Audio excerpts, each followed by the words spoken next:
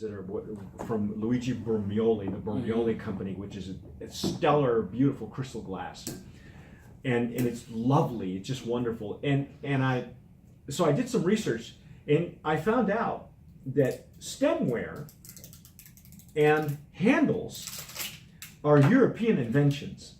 In other words, when you go into an archaeological dig, a Mayan archaeological dig, any of the artifacts you pull out, none of them have handles or stems. That's because they're European inventions by way of England, and the handles are by way of China. So when you look at what comes out of the archaeological digs, there are always these straight cups, and they're mostly for pulque or chocolate, because that's what they drank. Right. So he wanted to come up with a glass that was handleless and stemless, but the stuff that you could actually use to taste tequila. Now he sent these to us. He reached out to us and said, "Would you like to try them?" I said, "Sure," because Alex and I, and then Rick later on, we have come to the conclusion that tequila, the quality of tequila, has outpaced the Riedel glass. The Riedel glass was never meant to highlight tequila the way it especially shot glasses. Well, yeah, and especially shot glasses. So we were on a quest, and we interviewed the guy who was a North American rep for Glencairn, and he sent us Glencairn glasses. So we started using them, and Alex fell in love with the Glencairn. Rick almost exclusively has traded out all his I remember Riedels. you guys mentioned that in I think it was for one of these. Yeah, He said that's his go-to. that's his glassware. go-to. And then Romeo, there's Romeo Ristov, the gentleman who designed these. So he's hoping that this design will be picked up by Stossel, which does the whiskey nosing glasses, and they're a big glass company. They're again another 200-year-old company, but they have an office, a U.S.-based office in Pennsylvania. He's hoping that these will be accepted in the agave spirits world for agave spirits. And I told, he asked us for our opinion. We wrote him up notes and things like that. I even made my notes public on Tequila Aficionado. And I think that, in my opinion, if it were me, that they should market one for mezcal and one for agave. Because that one looks spirits. different than this one. Right. This one's got a wider mouth and this one's got a longer chimney. This one has almost exactly the same mouth opening as a Glencairn. But when you look at it, when you swirl glassware, like a Glencairn, you can hold it by the foot. And I was doing a lot of this. In actuality, what you do is you hold it by the neck to swirl. And I wanted to bring it to you because I wanted to get your opinion. You sample stuff all the time. All the time. So let's try this one here. What I love is that not only does it allow you to be a catador and to sample an agave spirit, but what I've noticed is later on, as just as a simple everyday glass, women love it because it allows them to because a lot of women will hold it by the bowl, mm-hmm. and it allows a person to become more intimate with their beverage, whereas anything with a handle is just really formal, in my opinion. But I wanted your opinion. I want to know people, you know what? I actually like it a lot. When I haven't used it. And if you do anything with a flight, thank you. Yes. At restaurants, yeah, mm-hmm. on a little they usually bring it on a tablita. Yeah. Blanco, Repo, Añejo, and then you have extra Añejo. But this would be awesome because it's a sexy looking glassware, dude. It looks. I love how it looks. So how do you want to start? Do you want to start with the Blanco, or you want to start with? I want to start with the Blanco. Yeah, okay, let's do that. I'll let you pour. I'm not licensed to pour. Wait a minute. Are we on? Did you start this already? Oh yeah. Oh my gosh. Okay. Well, Umberto has the distinct. Let's put it this way: the distinct luxury of being the new distributor and now importer of the reloaded Four Copas. Now, the neat thing about this particular brand, if for those of you who are collectors and remember the brand in its heyday, it was the first organic tequila to come onto the market. first original certified organic tequila. Exactly. Yes. And it made a huge splash. It was a big deal. And what we loved about it, we knew the importers. They had a wonderful story. And then when the brand was making so much headway, the distillery and everything kind of fell apart. The relationship fell apart, and the brand fell off the face of the earth. There were a lot of politics that got involved. I don't want to get into it. I may even get the story wrong. One of the partners has since passed away, one of the original partners, and we were very fortunate to have interviewed him for Tequila Aficionado. We have not made that interview public yet, but we're hoping to. He was a wonderful man. Some of you remember Enrico Caruso. Now his former partner, Chris Melendez, has had some challenges in his life as well. So we're hoping that things work out for him. In the meantime, the brand fell off the face of the earth. Lo and behold, they rebooted it. And it was there's some information that we're both privy to that we really can't make public, but it was a long, hard-fought battle to bring the brand back into the United States. But it had such a great, the people had such a great love for this brand. It was like everybody's go-to, for a long time. And what are you finding now? Now that it's been rebooted and it's coming back, are you seeing on premise or with your accounts? Do you see this? Oh my God, it's back! Where's it been? Are you getting a lot of that? You get a lot of that, and then you still have some of the accounts, some off-premise accounts that still have some of the old bottles. Oh no way! Yeah, the old juice. I know Old Town in San Diego had quite a bit of the añejo left. But you get customers that are true tequila aficionados that love tequila, know about Cuatro Copas. And a lot of the people, they recognize it because the bottle, in essence, it's the same. Right. Like the colors, the design. The only thing that changed was the label changed up a little bit.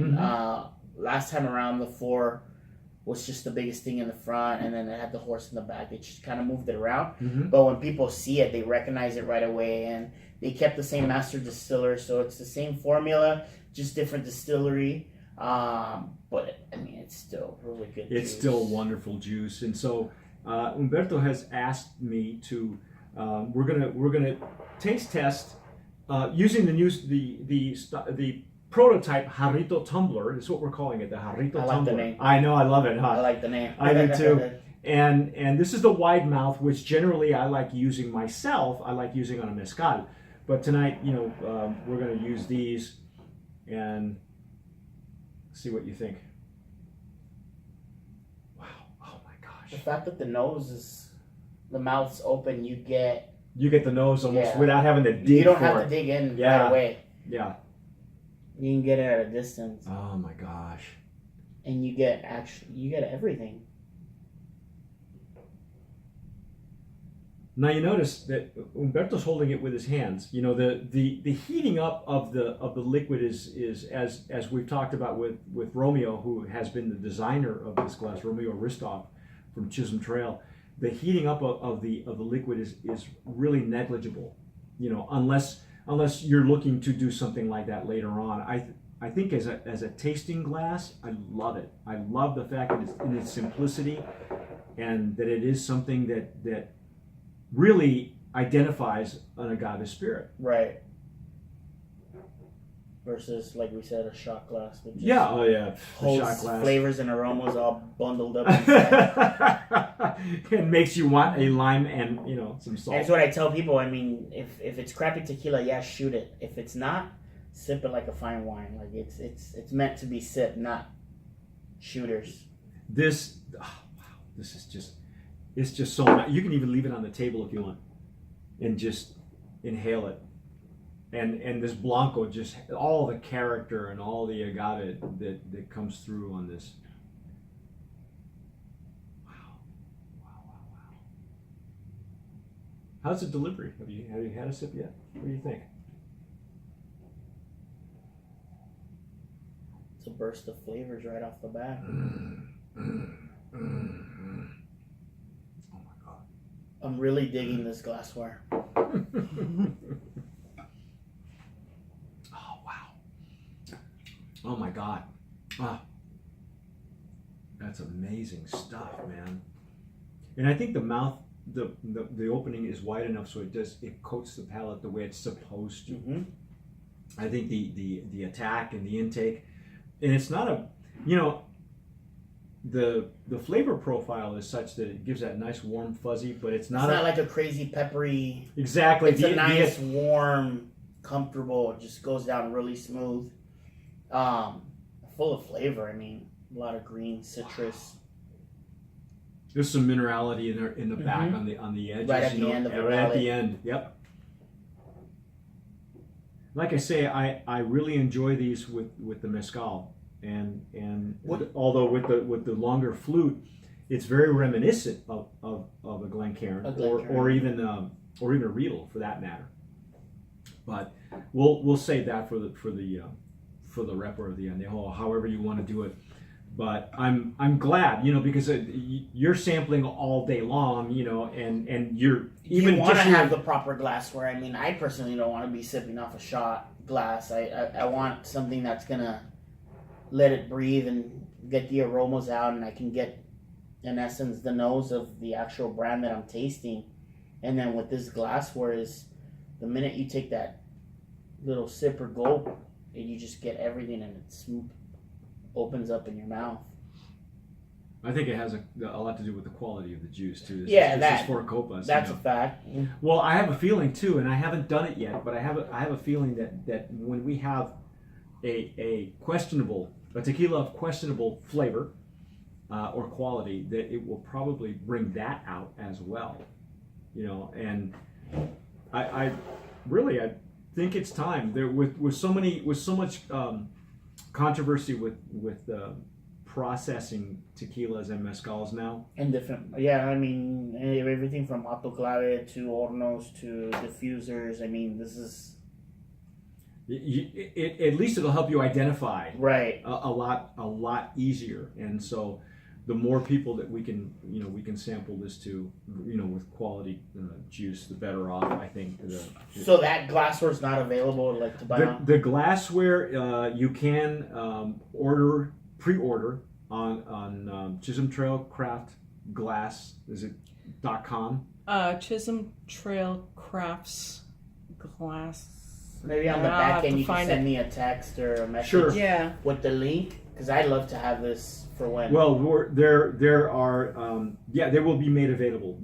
As far as I'm concerned, the designer Romeo Ristov is going to go forward with a certain amount of these, because the demand has been really good, and so we'll put you in touch with him, and then you can get your set from him. Because I could see myself ordering, because I know I have some accounts where we do flights. Mm-hmm. I'd love to. Really elegant for flights. Yeah. Really nice. And see, the training for someone like that is really simple, because they're going to look at it first and go, well, how do I swirl it? Well, you don't even have to touch it. You do it by the neck. That opens it up a little bit. It doesn't even take a whole lot then. And then when you pick it up, I like holding it by the fingertips. I still think it's big enough to hold it by the fingertips as a guy, But most people will probably hold it by the bowl, and then take their first sip.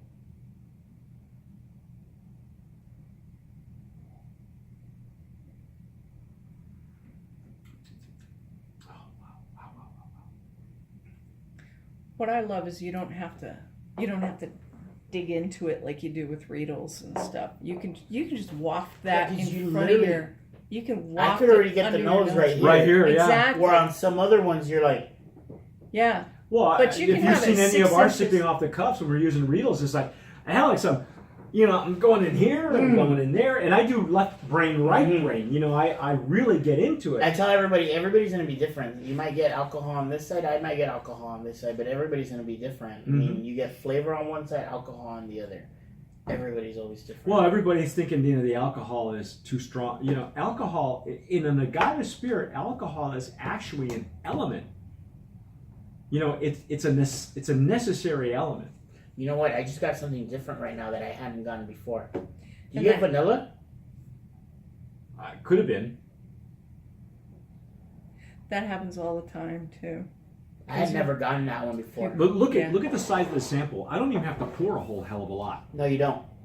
I mean, No. obviously, when you do a flight, you're going to pour the actual amount. But when you are, here and you're in the office and you just got a delivery of something new, you let it sit for a room temp, and then you decide to open it and see if you're going to carry it or not, right? So it's not going to take you a whole lot. When you do, I'm thinking, in terms of even competitions, the paid competitions, the big ones that are out there, it'll save you won't even need, I don't know what they send, a bottle, 2 bottles for I don't know how many Usually tasters. 2 bottles. You're not going to even need that much because you'll be able to get enough, at least in an agave spirit, you'll be able to get enough, that much, to be able to get I'm the getting elements. aromas I wasn't getting on other glassware. Mm-hmm. That's crazy. It happens. It happens You every get people time with asking, these why glasses. does it even matter? I'm like, it matters. Like, you don't It matters. understand. It really It does. matters because that vanilla, I hadn't gotten it before. I mean, and it's not like heavy. It's like a light, No, it's like a wisp. like a light, pleasant, creamy. Yeah. I really like this glassware. Send me the link. I'd be interested in having it. I will send you the link. And I'd be interested in doing something with some of the restaurants I work with, like Well, yeah, these could be branded. doing a flight with these. Or not even branded. I mean, even just like, it's sexy looking glassware, dude. It is.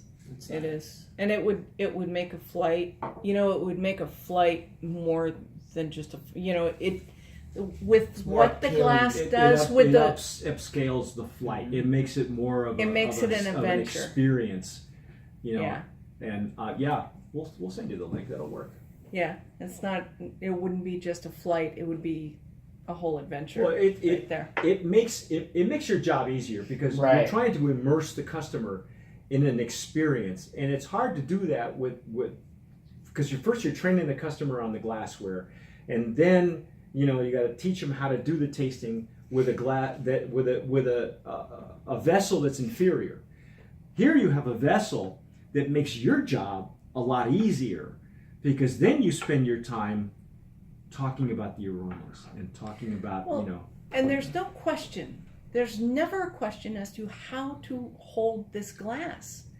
Because there's no wrong way to there's hold no wrong way to do it. Because you've got some glasses you have to hold it by the lip. Some glasses you have to hold it by the stem or by the it. foot. In a catador, we Or the- always hold it by the foot, especially with a brandy snifter. And but with this, this is a glass that you can bring to the masses, and they're not gonna mess it up.